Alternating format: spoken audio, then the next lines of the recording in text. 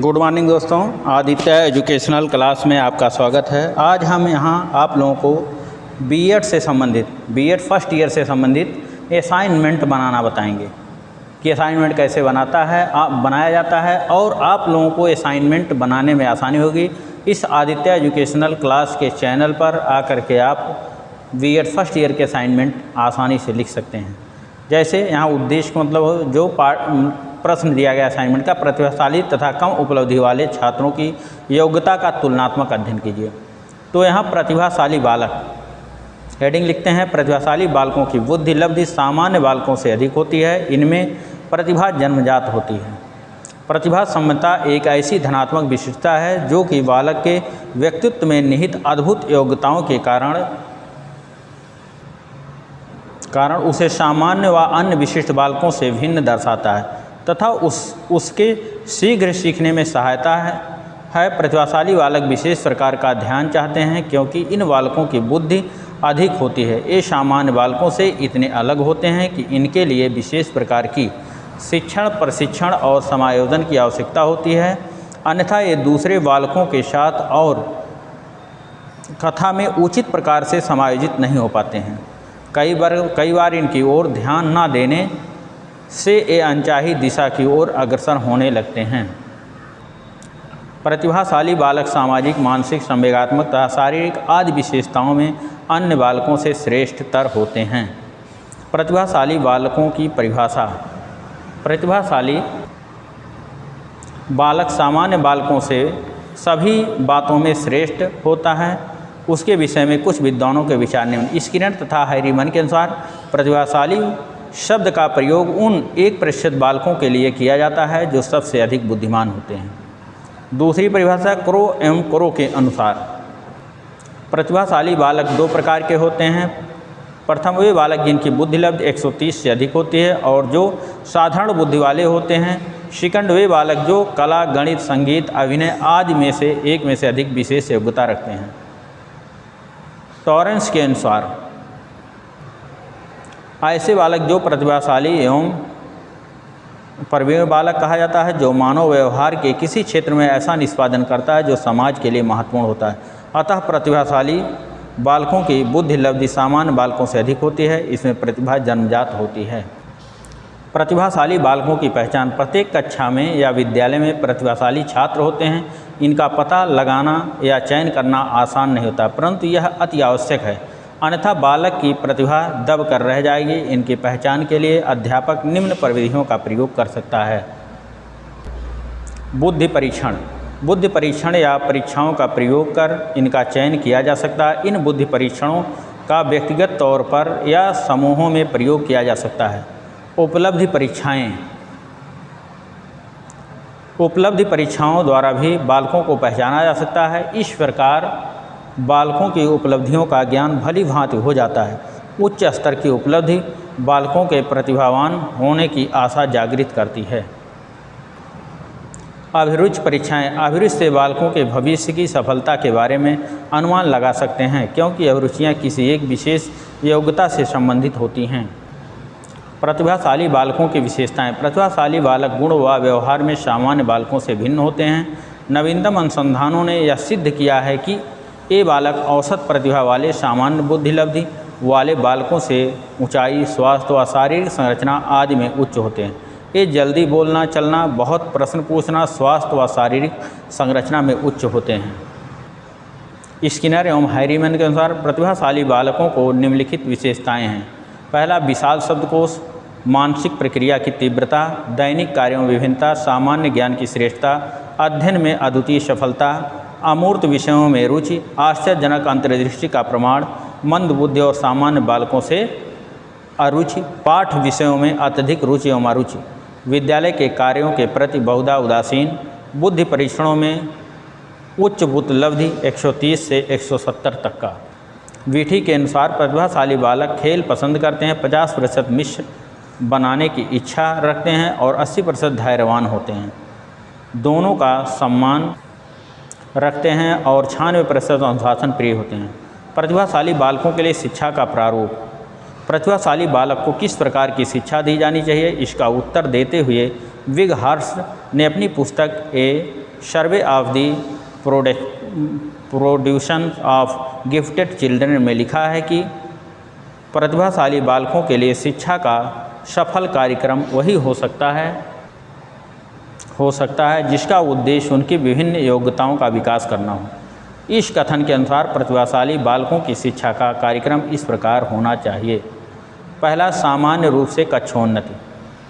कुछ मनोवैज्ञानिकों का विचार है कि प्रतिभाशाली बालकों की एक वर्ष में 2 बार कक्षोन्नति दी जानी चाहिए। उनके विपरीत दूसरे मनोवैज्ञानिक का विचार है कि ऐसा करना उनकी सीखने की क्रमिक विकास के लाभ से वंचित करना। उनका कथन है कि यह आवश्यक नहीं है कि उनकी सब विषयों में विशेष योग्यता हो। ऐसी दशा में उच्च कक्षा में पहुंचकर उनमें असमायोजन उत्पन्न हो जाता है।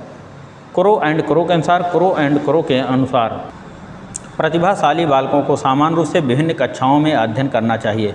इसका प्रायः है कि प्रतिभाशाली बालकों को एक वर्ष के अंत में उसी प्रकार कक्षोन्नति दी जानी चाहिए जिस प्रकार से अन्य बालकों को दी जाती है। विशेष व विस्तृत पाठ्यक्रम। एक वर्ष में 2 बार उन्नत देने के बजाय प्रतिभाशाली बालकों के लिए विशेष और विस्तृत पाठ्यक्रम का निर्माण किया जाना चाहिए। इस पाठ्यक्रम में अधिक से अधिक कठिन विषय होने चाहिए ताकि वे अपनी विशेष योग्यताओं के कारण अधिक ज्ञान का अर्जन कर सकें। तीसरा, शिक्षक का व्यक्तिगत ध्यान। शिक्षक को प्रतिभाशाली बालकों के प्रति व्यक्तिगत रूप से ध्यान देना चाहिए। उसे उनको नियमित रूप से परामर्श और निर्देश देना चाहिए। इन विधियों के अनुसरण से ही उनको प्रेरणा मिलती है। बालकों के प्रति व्यक्तिगत रूप से ध्यान देना चाहिए। संस्कृत की शिक्षा। हर्लिंगवर्थ ने अपनी पुस्तक an enrichment curriculum for the rapids learners में प्रतिभाशाली बालकों को अपनी संस्कृत के विकास का शिक्षा दी जानी चाहिए ताकि वे समाज में अपना उचित स्थान ग्रहण कर सकें। पाँचवां, सामान्य बालकों के साथ शिक्षा।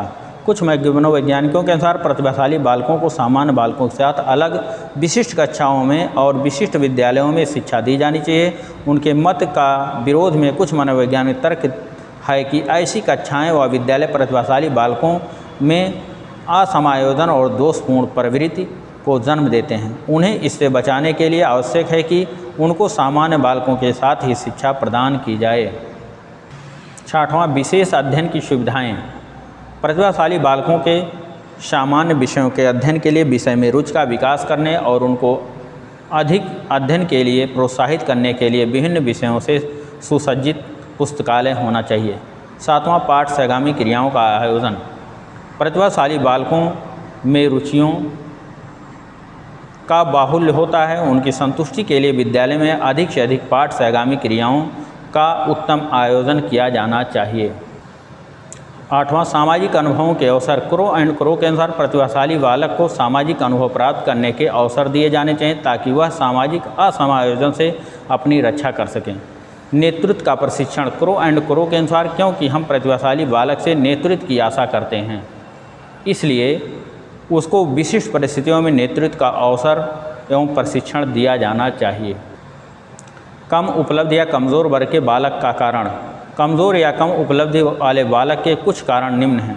पहला, सामान्य से कम शारीरिक विकास। कुछ बालकों का वंशानुक्रम, वातावरण आदि के प्रभाव के कारण सामान्य बालकों से कम शारीरिक विकास होता है। ऐसे बालकों में शारीरिक व मानसिक शक्ति की न्यूनता होती है जिसके कारण ये सामान्य बालकों से पीछे रह जाते हैं तथा उनकी शारीरिक विकास भी सामान्य से कम हो जाता है। शारीरिक दोष। कुछ बालकों में कुछ शारीरिक दोष पाए जाते हैं जैसे बहरापन, तुलतुलाना, हकलाना, बाएं हाथ से काम करना आदि के कारण इनके सीखने की गति दूसरे बालकों से कम होती है। शारीरिक रोग। कुछ बालकों में अस्वस्थ वातावरण, कुपोषण आदि के कारण उनके शारीरिक रोग, खांसी, जुकाम, नज़ला, तपेदिक, आंत की गड़बड़ी, निर्बल पाचन शक्ति आदि उत्पन्न हो जाते हैं जिससे बालक थोड़ा काम करने में थकान का अनुभव करने लगता है। परिणाम स्वरूप कार्य को स्थगित कर देता है ताकि कभी कभी विद्यालय जाना भी बंद कर देता है जिसके कारण वह सामान्य बालकों से पीछे हो जाता है।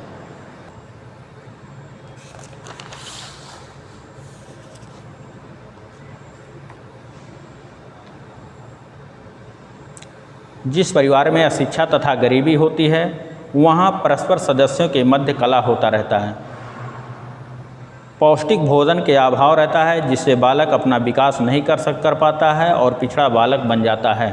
माता पिता कम शिक्षित होना। माता पिता के अशिक्षित होने के कारण बालक शिक्षा में पिछड़ने लगता है। अशिक्षित वातावरण से शांति भंग होती है, जो बालक के पिछड़ेपन का कारण बन जाता है। कठोर अनुशासन भी अशिक्षा के कारण बनता है, उनकी उपलब्धि का कारण बनता है। कुप्पुस्वामी ने लिखा है, ऐसे माता पिता के बच्चे जो न केवल शैक्षिक पिछड़ेपन का विकार होता है, वरन वे शीघ्र ही निरक्षर हो जाते हैं। परिवार की निर्धनता। परिवार में निर्धनता का कारण परिवार में अशांति का वातावरण बना रहता है, जहां सबका प्रयास भूख मिटाने का होता है। ऐसे में स्वाभाविक ही बालक पिछड़ेपन से ग्रसित होता है। अनेक उदाहरणों से देखा गया है कि निर्धन परिवार में बालक को शिक्षा की समस्त सुविधाएं नहीं मिल पाती हैं तथा कभी कभी उन्हें परिवार की आवश्यकता की पूर्ति हेतु मेहनत मजदूरी भी करनी पड़ती है। विद्यालय में अनुपस्थिति। कुछ बालक अनेक कारणों से विद्यालय में नियमित रूप से उपस्थित नहीं हो पाते हैं। फलस्वरूप उनकी अनुपस्थिति में पढ़ाए जाने वाले पाठ्यक्रम से वो वंचित रह जाते हैं, जिसके कारण अन्य बालकों से पिछड़ जाना स्वाभाविक है। अगला, विद्यालय का दोषपूर्ण संगठन वातावरण। कई बार बालक विद्यालय की दोषपूर्ण वातावरण के कारण भी पिछड़े बन जाते हैं। विद्यालय का प्रजातांत्रिक वातावरण, दोषपूर्ण कठोर अनुशासन, दोषपूर्ण पाठ्यक्रम, अयोग्य एवं अशिक्षित अध्यापक, उचित शिक्षण विधि का अभाव, शिक्षकों का भेदभावपूर्ण व्यवहार बालक के पिछड़ा बना देता है। वर्ट ने एक अध्ययन के अनुसार 8% पिछड़ेपन का कारण दोषपूर्ण विद्यालयी वातावरण बताते हैं।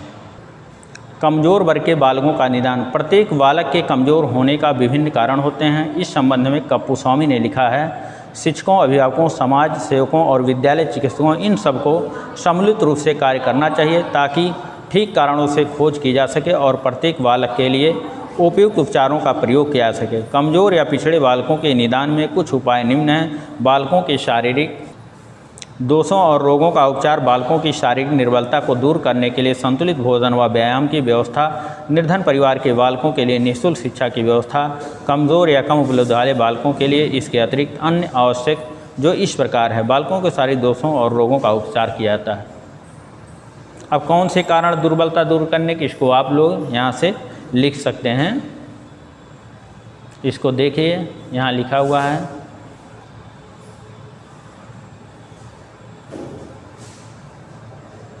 इसको यहाँ से 7वां, 8वां, 9वां 10 पॉइंट लिखे गए हैं, इसको यहाँ से आप लिख सकते हैं। उसके बाद कम उपलब्धि वाले बालकों के शिक्षा का स्वरूप। शिक्षा का स्वरूप है, यहाँ से इसको शिक्षा का स्वरूप कैसा होता है, यहाँ से इसको आप लिख सकते हैं। स्टीफन के अनुसार क्या लिखा है, इसको यहाँ से भी देखकर लिख सकते हैं। यहाँ व्यक्तिगत ध्यान। कम उपलब्धि वालों को शिक्षा का स्वरूप क्या है, व्यक्तिगत ध्यान, शारीरिक दोष का उपचार, विशिष्ट विद्यालयों की स्थापना, विशिष्ट कक्षाओं की स्थापना। मतलब यहाँ से आप देख करके इसको लिख सकते हैं। सांस्कृतिक विषयों की शिक्षा, इसको यहाँ से भी आप लिख सकते हैं। शिल्पों की शिक्षा,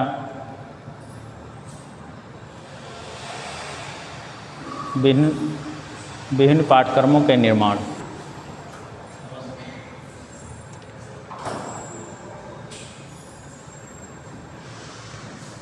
थैंक यू क्लास। दोस्तों, ये वीडियो आपको अच्छा लगे तो इसको लाइक कीजिएगा, सब्सक्राइब कीजिए, अपने दोस्तों में शेयर अवश्य कीजिएगा, जिससे मैं पुनः अगला वीडियो अपलोड करूं तो सबसे पहले इसकी सूचना आप तक पहुंचे। धन्यवाद।